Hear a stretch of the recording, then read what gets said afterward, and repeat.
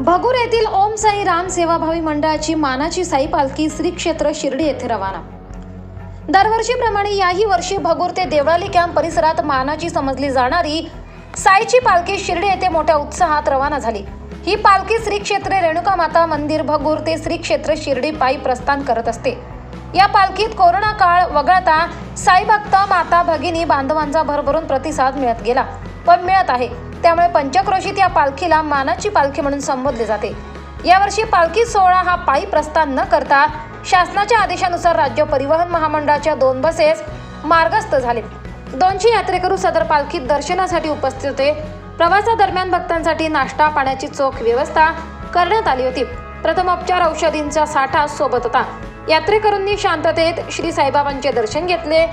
पालखी यात्रेचे नियोजन ओम साई राम मंडळाचे पदसिद्ध अध्यक्ष श्री तानाजी भोर, उषा भोर, सायली गोविल, दिनेश गोविल, सागर वाजे, मंगेश परदेशी, नामदेव सूर्यवंशी, केशव सांगळे, हुकुमत रोकडे, अरुण बनकर, पवन गायकर, हेमंत गामने, कैलास आडके, संतोष शेळके, अर्जुन संगमनेरे, अनिकेत भोर, सचिन घुगे या साई भक्तांनी केले होते।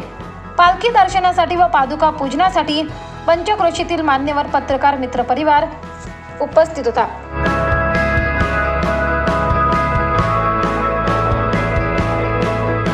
24 लाईव्ह महाराष्ट्र न्यूजसाठी विकास दळवी, भगूर।